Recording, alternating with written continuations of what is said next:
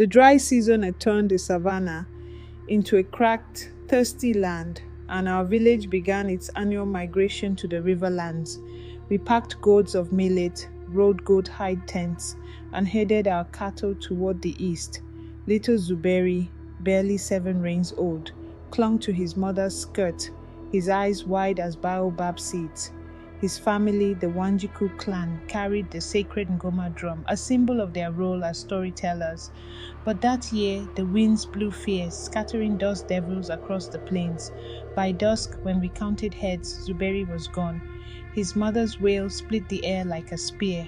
"Wana wangu," she cried, "my child." The village froze, the weight of her grief silencing even the cicadas. We searched until the sun drowned in blood-red clouds, but the savannah is no friend to the lost. Hyenas cackled in the distance, their laughter sharp as broken glass, and the acacia thorns clawed at our legs like spiteful spirits. Zuberi's father, Jabari, carved a torch from resinous mopane wood, its flame trembling like a frightened heart.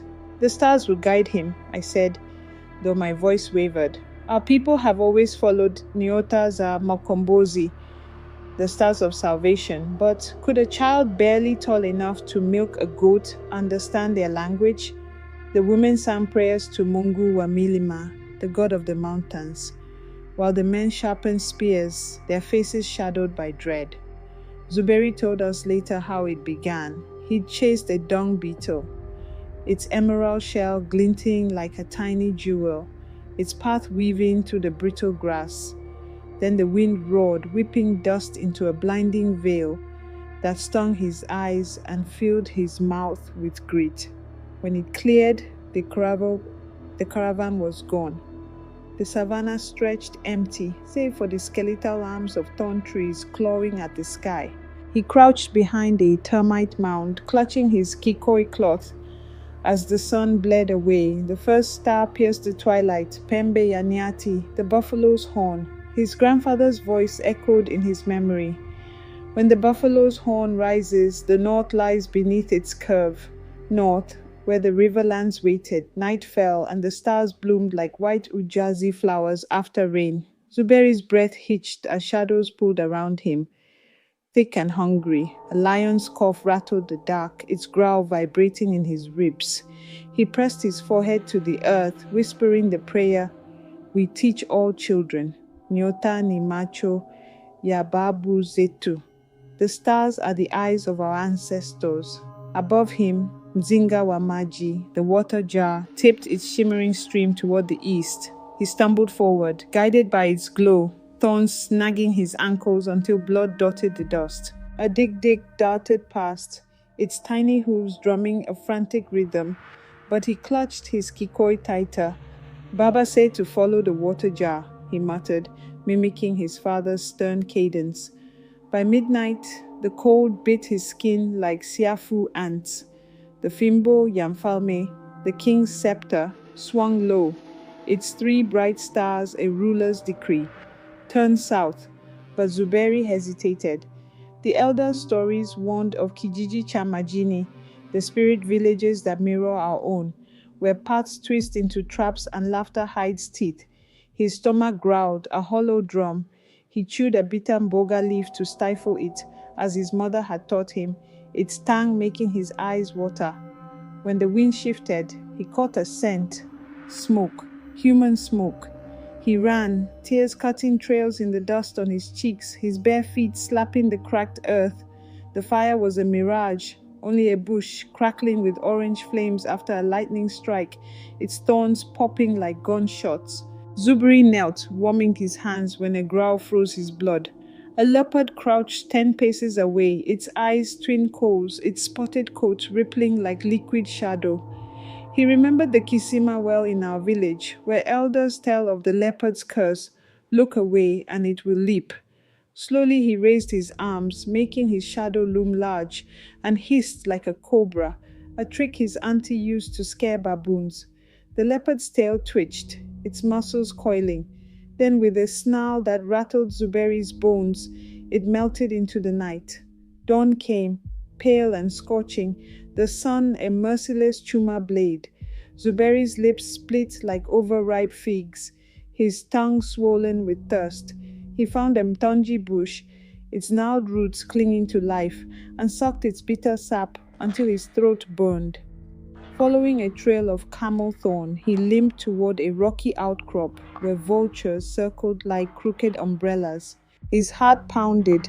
Had the caravan been attacked?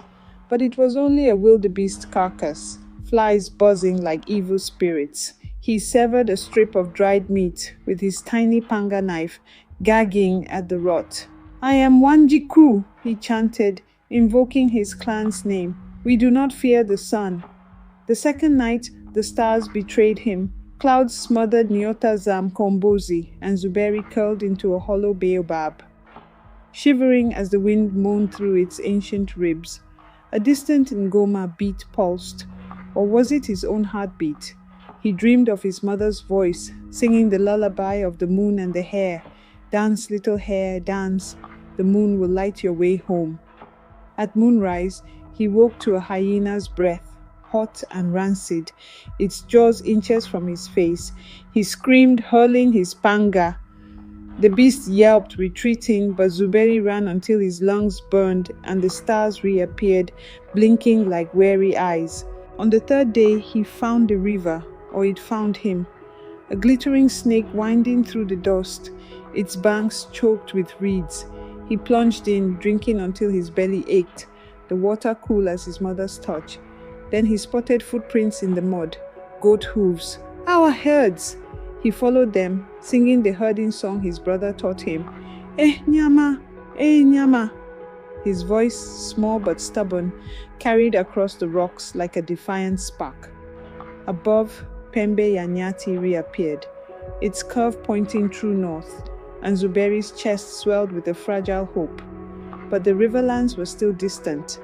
Zuberi's feet bled, leaving crimson kisses on the stones.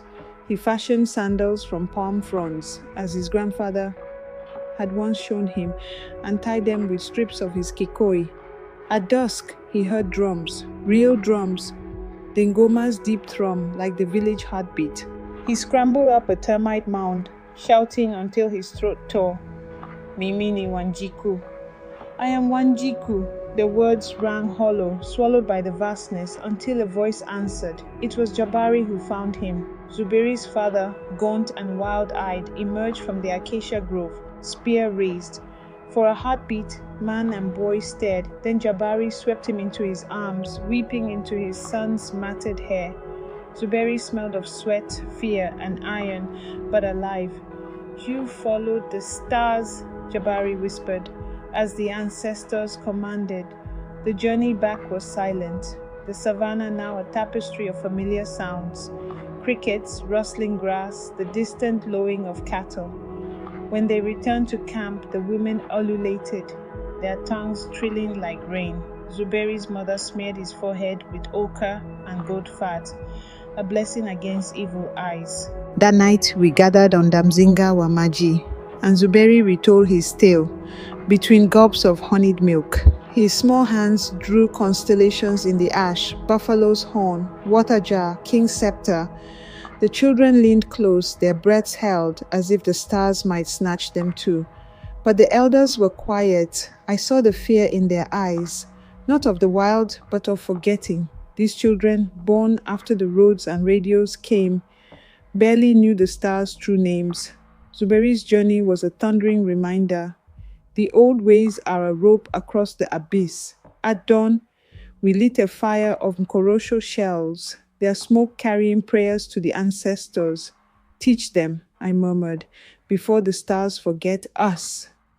At the next moon, we held the ceremony of the guided. Zuberi stood atop the Kisima well, his scars gleaming in the firelight. We painted his face with white clay, the pattern mirroring Pembe Yanyati. "The stars are not just lights," I declared to the village. "They are the breath of our forefathers. To lose them is to lose our way home." The children chanted the constellations, their voices rising like smoke, while Zuberi's mother beat the ngoma, a rhythm older than memory.